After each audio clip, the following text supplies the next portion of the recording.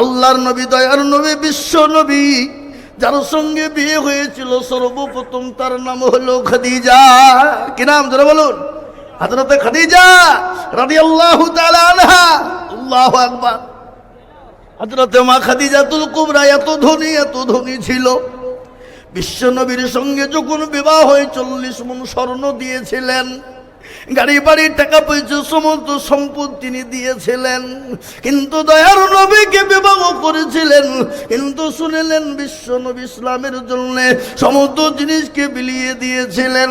আল্লাহর নবী কলেমার দাওয়াত দিয়ে বাড়িতে গেলেন, কিন্তু 2-3 দিন পরে গিয়ে দেখছেন মা খাদিজাকে গিয়ে সালাম দিলেন। হযরতে মা খাদিজাতুল কুবরা তিনি আপনার সঙ্গে সঙ্গে সালামের উত্তর দিলেন। আমি আপনাদেরকে বয়ানটা শোনাই। বিশ্ব নবী সালামের উত্তর দিয়ে দিলেন মা খাদিজা, কিন্তু বিশ্ব নবী বলছেন, খাদিজা আজকে তোমার উপর আমি অত্যন্ত খুশি হয়ে গেছি, আজকে বড় আনন্দিত হয়ে গেছি গো খাদিজা। মা খাদিজাতুল কুবরা রাদিয়াল্লাহু তাআলা আনহার দিকে বিশ্ব নবী নজর করলেন। দেখছেন, একটা হাদিস আপনাদেরকে আমি শোনাই। কি গো, বলবো না? হাদিসটা বলে, আল্লাহ নবী বলেছে, মান তামাসসাকা বিসুন্নতি ইনদা ফাসাদি উম্মতি ফালাহু আজরুন মিয়াতিন শাহীদিন। নবী বলেছেন, ফিতনার জামানায় নবীর একটা সুন্নতকে জিন্দা করবে যারা, তার আমলনামায় এক সত্য মুলুকের এ বাদশা ছিলেন সে কেলদার,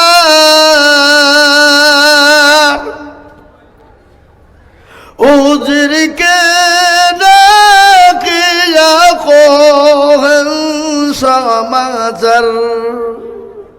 শোনো শোনো ওহে উজির মেরে বা, কাফনের বাহিরে রেখো আমার দুটি হাত। লোকে যখন জিজ্ঞাসিবে তোমাকে, ভালো করে বুঝিয়ে বলো তাদেরকে, অনেক কম ছিল না মোর সংসারে, খালি হাতে যাচ্ছে না কবরে। 7 মুলুকের 50 সেকেন্ডার, তার বলের অভাব ছিল না বাপ, গাড়ির অভাব ছিল না, সম্পদের অভাব ছিল না। দুনিয়া থেকে যখন চলে যাবে, হুজুরকে ডেকে বলে, হুজুর আমাকে যখন কাপন পরিয়ে দেবে, কাপনের বাইরে হাতটা রেখে দেবে। আল্লাহ নবী যখন দিনের জন্য ডাকলেন, কে আছো তোমরা দিনকে বাঁচাবা, কে আছো তোমরা ইসলামকে বাঁচাবা।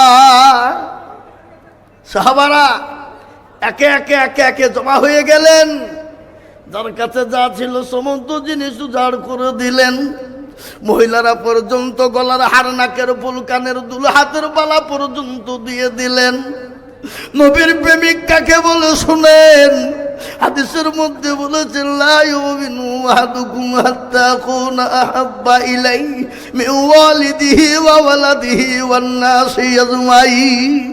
রাসূল বলে গেছেন, অতক্ষণ পর্যন্ত সে মুমিন হবে না যতক্ষণ আল্লাহ তার রাসূলকে বেশি ভালোবাসবে।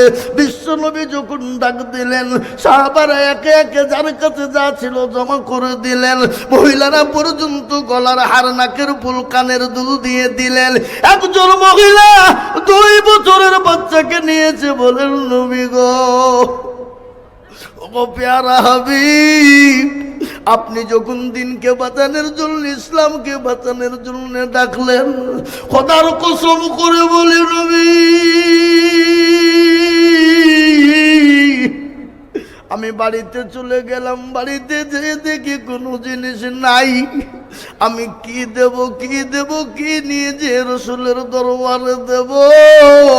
আল্লাহর নবী তিনি বলছেন, এ পাগলি বল, তুমি কি এনেছো?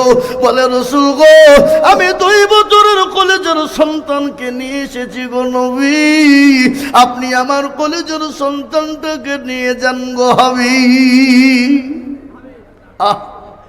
রসুল বললেন, পাগলি রে, এই 2 বছরের বাচ্চা নিয়ে গিয়ে কি করব? বলে, ইয়া রাসূলুল্লাহ, কাফের বেঈমানরা যখন আপনাকে আঘাত করবে, আপনি দয়া করে আমার সন্তানটাকে আপনি রসায় আছর এমন কিসের এত মায়া, এত সাদের বাড়ি তোমার ভেঙ্গে যাবে বাসা। ও তোর দন যৌবন ফুরাইয়া যাবে, যৌবনে লাগবে ভাটি, ওই যে ডাকতেছে তোমায় কবরের মাটি। সায়াছর এমন কিসের এত মায়া, এত সাদের বাড়ি তোমার ভেঙে যাবে বাসা।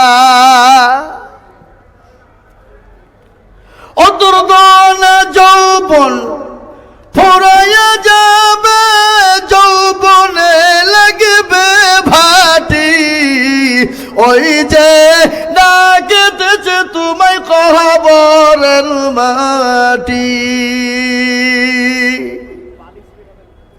সন্ধ্যার আগে যেদিন ডুবিবে বেলা, সন্ধ্যার আগে যেদিন ডুবিবে বেলা,